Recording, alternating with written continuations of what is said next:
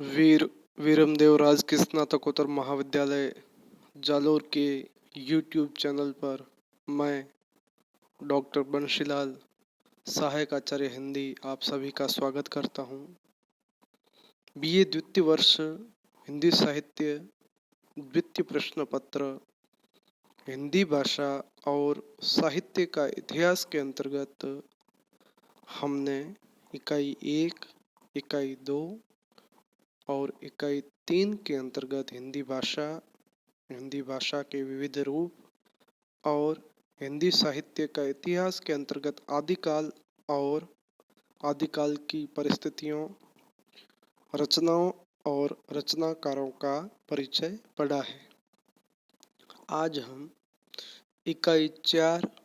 में भक्ति काल का अध्ययन करेंगे। विद्यार्थियों, इस इकाई में हम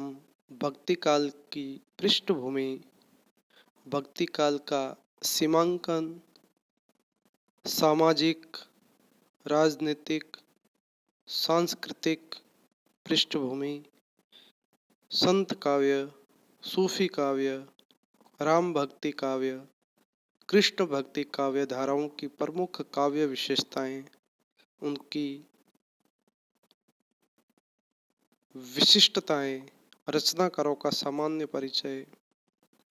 और इसके साथ ही रीतिकाल का नामकरण, रीतिकालीन काव्य की विशेषताएं और प्रमुख रचनाकारों के बारे में विस्तार से पढ़ेंगे। जैसा कि पूर्व के वीडियोज में हमने पढ़ा है कि हिंदी साहित्य के इतिहास को विभिन्न विद्वानों ने अपने अपने विवेक से, अपने अध्ययन से, अपने शोध से विभिन्न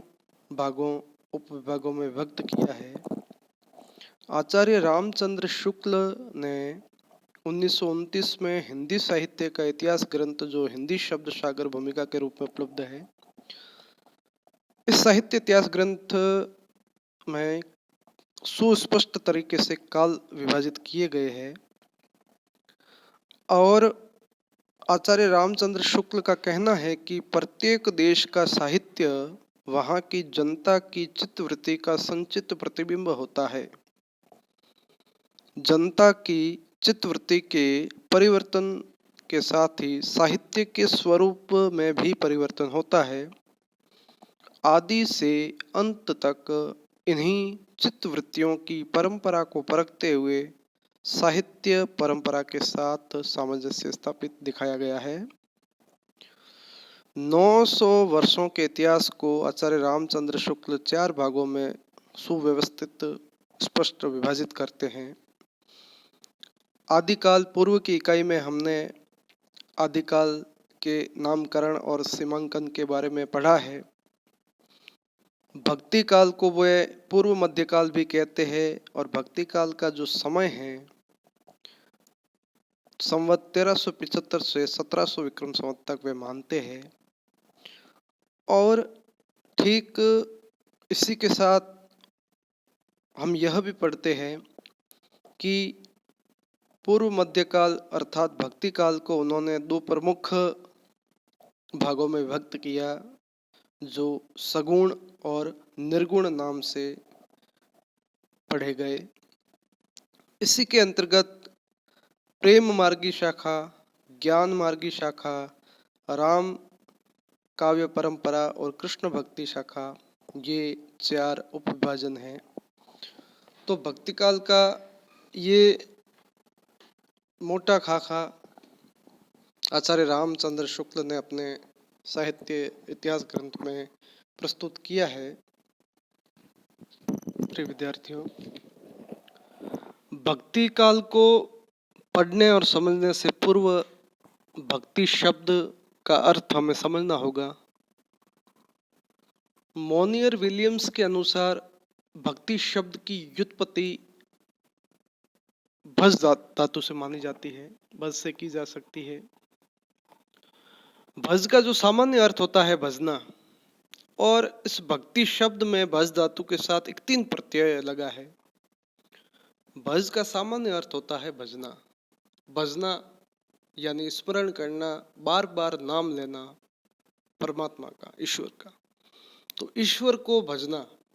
भक्ति का सीधा संबंध व्यक्ति की भावना से है, श्रद्धा से है, अपने इष्ट के प्रति, अपने आराध्य के प्रति, या जिसे भी आप मानते हो, जिस पर आपको विश्वास है, उस परम सत्ता के प्रति जब आपका विश्वास होता है, आपकी आस्था होती है और उसका जब आप भजन करते हैं तो वो भक्ति कहलाती है। तो भक्ति भावना का संबंध यदि आर्यों से हम जोड़े, इसकी पृष्ठभूमि में हम जाना चाहे तो आर्यों के दार्शनिक एवं आध्यात्मिक विचारों के फलस्वरूप श्रद्धा उपासना से विकसित होकर उपास्य भगवान के ऐश्वर्य में भाग लेना, तो इस अर्थ के संदर्भ में हम भक्ति को समझ सकते हैं कि आर्यों ने अपने दर्शन, अपने आध्यात्मिक विचारों से जब ईश्वर के प्रति वो समर्पित होते हैं, ईश्वर के प्रति वो जानना चाहते हैं या उसके प्रति जो श्रद्धा उपासना रखते हैं, तो ये तमाम जो परंपराएं है ये भक्ति के अंतर्गत आती है। हिंदी साहित्य के संदर्भ में अब हम यदि इस काल विशेष की बात करें तो भक्ति काल का जो काल है उसकी सीमा और उसका तात्पर्य क्या है, तो भागवत धर्म के प्रचार और प्रसार के परिणाम स्वरूप जो भक्ति आंदोलन का उद्भव हुआ और ये आंदोलन धीरे धीरे जन आंदोलन के रूप में संपूर्ण भारत में भक्ति का प्रचार प्रसार होने लगा। हम ये परंपराएं पढ़ते हैं कि दक्षिण में भक्ति का उदय हुआ और उत्तर में रामानंद इस भक्ति के प्रवाह को लाए और रामानंद के जो 12 शिष्य है जिसमें संत कबीर, रैदास, संत पीपा, धन्ना, अनंतानंद, सुखानंद, सुरसुरानंद, तो इत्यादि इन 12 शिष्यों ने संपूर्ण भारत में भक्ति का प्रचार प्रसार किया। तो उस समय की जब हम पृष्ठभूमि को देखते हैं, 14वीं शताब्दी की जो ये पृष्ठभूमि है, तो उसमें शैव, शाक्त, बौद्ध, जैन इत्यादि धर्म इस भक्ति भाव से प्रभावित हुए। हम जब वैदिक काल की बात करेंगे तो वैदिक युग में विभिन्न प्रकार के कर्मकांड, यज्ञ के आयोजन और धार्मिक अनुष्ठान हुआ करते थे। भक्त और जन सामान्य जो उस क्षेत्र विशेष के लोग थे वो अपने इष्ट को प्रसन्न करने के लिए यज्ञ का आयोजन करते थे, धार्मिक अनुष्ठान किया करते थे। और यहाँ तक कि जो प्राकृतिक वस्तुएं हैं जैसे कि पहाड़ है, नदियां हैं या फिर अंतरिक्ष आकाश है, बादल है, सूरज, चंद्रमा, इन तमाम प्राकृतिक वस्तुओं को वे भगवान का रूप मानते थे, उन्हें देवता के रूप में स्वीकार कर उनकी पूजा अर्चना उपासना करते थे। प्रारंभ में ये एक बहुदेववाद की परंपरा थी और धीरे धीरे धीरे हम देखते हैं कि ये बहुदेववाद एक देव में परिवर्तित होने लगता है। और इसके बाद हमें ये भी पढ़ने को मिलता है कि इंद्र को, वरुण को या अग्नि को वे देवता के रूप में स्वीकार करते हैं।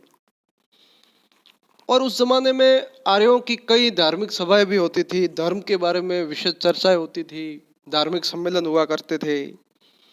और लोग हैं जो अपने तर्क वितर्कों से अध्यात्म की बातें करते थे, गंभीर गूढ़ दर्शन की बातें करते थे। ब्राह्मण, आरण्यक, उपनिषद नामक विभिन्न धार्मिक भागों की भी रचनाएं उसी समय मानी जाती है। तो ये तमाम जो आस्था की बात है, देवताओं के प्रति सम्मान अर्चना की बातें हैं, धार्मिक अनुष्ठान, तो ये जो परंपरा है वो हमें भक्ति काल की पृष्ठभूमि में पढ़ने सुनने को मिलती है। प्रिय विद्यार्थियों, जब भक्ति काल को हम साहित्यिक दृष्टिकोण से पढ़ने या समझना चाहते हैं तो स्पष्ट है कि भक्ति काल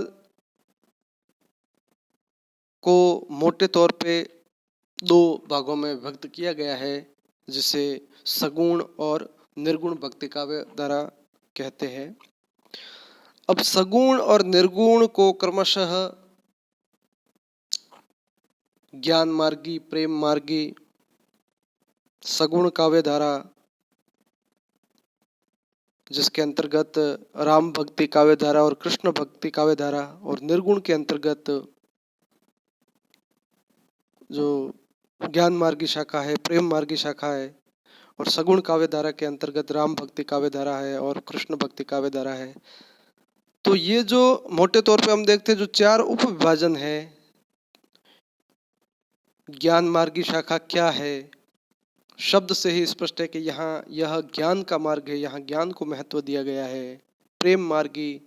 धारा के अंतर्गत प्रेम को महत्व दिया गया है, जिन्होंने प्रेम को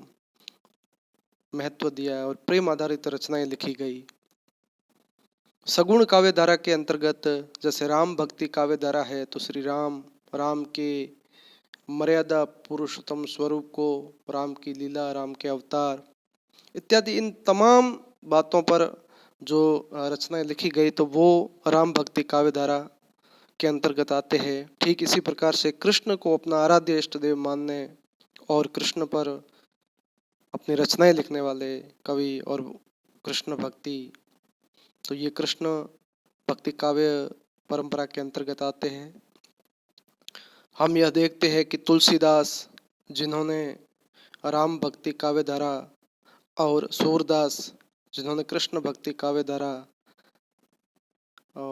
कबीर, जायसी, जो निर्गुण भक्ति काव्य धारा के अंतर्गत, कबीर ज्ञान मार्गी शाखा के और जायसी प्रेम मार्गी शाखा के प्रमुख प्रतिनिधि कवि माने जाते हैं। इन तमाम विचारधाराओं की, इन तमाम परंपराओं की, इन समस्त विभाजनों की, उपविभागों की हम प्रवृत्तियां, इनके प्रमुख कवि और इनकी प्रमुख रचनाएं, जैसे कि रामचरितमानस है, पद्मावत और अखरावट जायसी की प्रमुख कृतियां मानी जाती है, कबीर की बीजक, साखी, सबद, रमेनी, इन तमाम प्रकार का जो ये जो साहित्य है, इस साहित्य की विशेषताएं, साहित्य की परंपराएं, साहित्य की प्रवृत्तियां, प्रमुख रचनाकार और उनकी रचनाओं के बारे में हम अगले वीडियो में पढ़ेंगे। आप सभी के लिए शुभकामनाएं।